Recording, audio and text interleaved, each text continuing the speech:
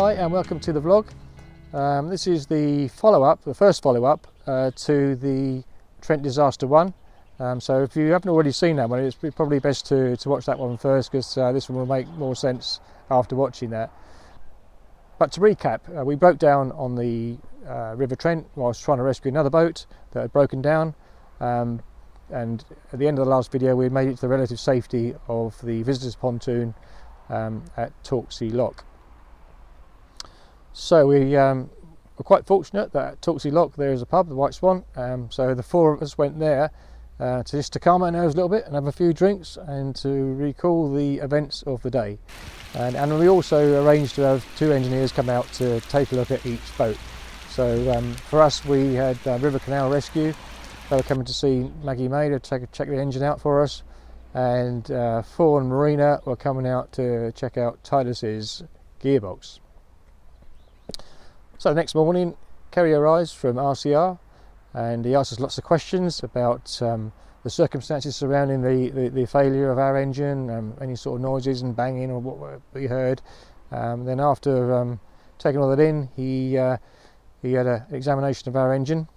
So the first thing he did was try to turn the engine over. So he put a large pry bar on the crank pulley, and he just couldn't get it to move.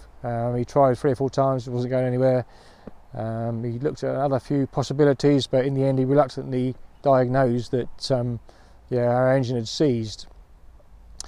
He gave a few scenarios of how that, of what might have happened internally, how the piston could collapse, what sort of damage could be done, but obviously he couldn't determine which of these scenarios it had happened until the engine had been stripped. So so all he could really do was offer us a sympathy and give us a bit of advice on what to do next. He advised us to contact Key Diesels, which is the sister company of RCR, who might be able to help us out relating to an engine repair. So that was Maggie May. So Titus, the full marine engineer, came out and he took a good look at the gearbox on the boat.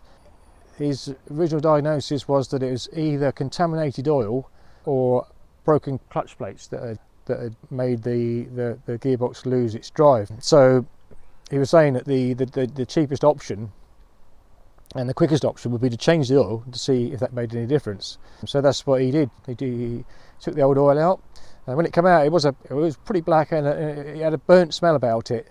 If you've ever taken oil out of a housing where an electrostator or a wet clutch plate has burnt out, then you know the smell that I'm talking about. So after the oil change and running up to operating temperature, everything seemed okay. You had forward drive, you had reverse drive. With that we were able to go up through the lock, tied to Titus, and we both moored up at the water point, lock landing on Torksey Lock. Then Neil decided it'd be a good idea to give his boat a try on the relatively calm waters of the Frostite Canal.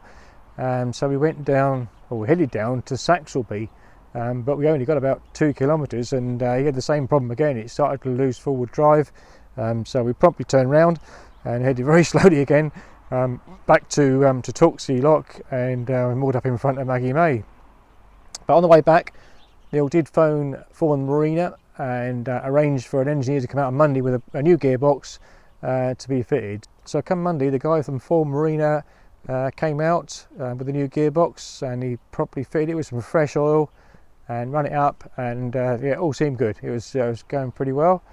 Took about 2.5 hours. So it was quite a quick job really. So Neil said, well, let's do that Saxelby cruise again. So we hopped on board with them, and this time we made it all the way to Saxelby. The boat was going fine, so we decided to celebrate, and we went into the Anglers pub and had a few drinks. Came out quite late, and it was dark by the time we actually got back to Torksey to moor up. So during the 4 days after our river breakdowns, the 4 of us from the 2 boats involved spent some time together, and we got to know each other. We'd already sort of shared quite a nasty experience and helped each other out on the river, so we had something in common there, but we found out we had quite a bit in common, and we struck up quite a friendship. So we sort of knew that when Neil and Jane left Torksey for the last time, it wouldn't be the last time we'd be seeing them. We'd probably see them somewhere on the network in the future, and I'm sure when we do, the tales of that breakdown on the Trent will be recalled. See you later. Turning to Maggie May, we've been given a few options by Key Diesels, which is the sister company of RCR. But all of them consisted of us removing our engine, the beating heart, from our narrowboat, Maggie May. So I don't know if you've heard the song by Rod Stewart called Maggie May, but there's a line in there which I'll spare you the pain of me singing it to you. But there's a line in that song which goes, "You stole my heart, and that's a pain I could do without." The heart of Maggie May has been stolen away from us, and that's a pain that we could probably do without. I mean, in reality, though, our pain is quite small. It really is just the angst that came with the initial breakdown and getting back to safety, and then a bit more financial pain to go with it afterwards. Incidentally, we often get asked by people as we're going along the cut, are we Rod Stewart fans? And did we name the boat after the song? To which the answer is no, we did not. It was already named Maggie May when we bought it, but it is a conversation starter sometimes along the cut. So anyway, the guys from Key Diesel, Sean and Peter, came about 2 weeks after the breakdown to remove our engine. So they arrived with a purposeful truck that a crane on it, which they could reach over the side of the truck and pull the engine out. Unfortunately, we were on a concrete apron, so there was no danger of the back of the truck sinking in any mud or anything like that. So the way that Sean and Peter work, you could tell they're quite a good team. They sort of work around each other, they help each other out passing tools, and they suss out what they can do in the limited space there is. So they're both beavering away, just trying to get this engine out, and it didn't take them very long, about 2.5 hours, and the hoist was clipped onto the top of the engine, and out it came. Yeah, it's quite and it wasn't too bad to get out. They had to sort of like swing it a little bit and pivot it to get it up through, but it came out without too much effort.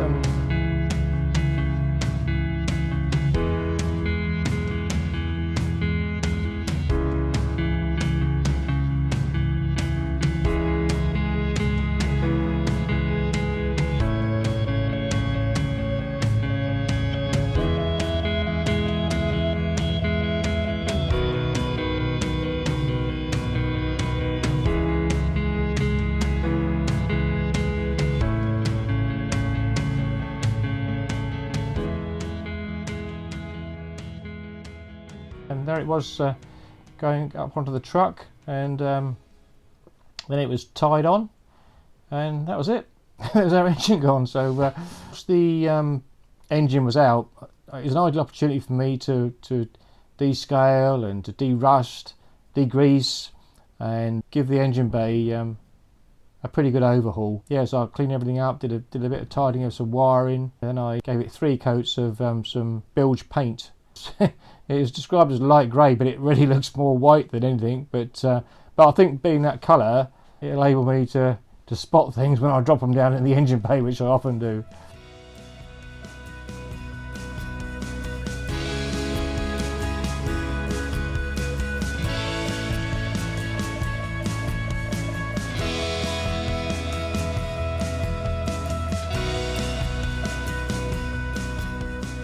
So the options for our engine were as follows. Firstly, it was to have our own engine refurbished. This is going to be about a 4 or 5 week lead time, really depending on how much machining was involved when they got the engine apart. The more damage there was, obviously it'd probably need more work doing to it, so the lead time would be longer. And that would come with like a 3-month warranty. So the second option was very similar, but that would involve using a beta engine that had already been refurbished, which they had in stock. So yeah, that'd be a quicker lead time because it has already been refurbished, and that was going to be like I think a 1 to 2 week lead time. Then the third option was a complete beta marine 43 horsepower engine, exactly the same as ours, and that'd be complete with everything: new alternators, new starter motor, new oil cooler, the whole lot. Except for the gearbox, which would be our existing one. But that was an awful long lead time. I think it's 12 to 16 weeks, which yeah, it was quite a long time. We thought was to have a new beta long block, because our engine was a beta 43, So it'd be the same block, which would come complete with all the injectors on, so there's no setting up of the injectors, but it would use our existing alternators, starter motor, I think the oil cooler as well, and it'd be mated to our gearbox. And this came with various lead times. It started at about 4 weeks, but then it got longer and longer. Yeah, because Beta was struggling to source the Kubota base engine, which they use for their marine engines. And the last option was again, it is a Kubota based engine, but it's called Nanny Marine. And so it's very similar, but it's marinized in a different way, and there could be a few differences which might need modification to enable it to fit into our boat. And again, that was another 5-year warranty one, and that would be a complete engine with no alternators used from our boat. It'd just be our gearbox. Basically, we're still not fixed and moving, so when we do, I'll film the last of this series, which will be the installation of the engine. So we've got yet to make a choice on what we're going to put in. So in the next video it'll be what choice we made, the engine installation, and also what we've learnt from the whole experience, really. So that will just about tie the whole series up. So please do take a look at the introductory video if you haven't done already. There's a little bit of information on there about the oil problems we had 2 years ago when we first bought the boat, and if you haven't already seen the first of these videos when we actually broke down on the Trent, yeah, that's probably worth having a look at that as well. So yeah, thanks very much for watching, and if you like these videos, please do subscribe to them, and when you've subscribed, you will be able to see a whole list of all the videos, and it also helps me a little bit, because once someone's subscribed, I can see a little bit of feedback of what's liked and what's not, and I can change the content of the videos to adapt to that. Okay, so thanks very much for watching, and bye for now.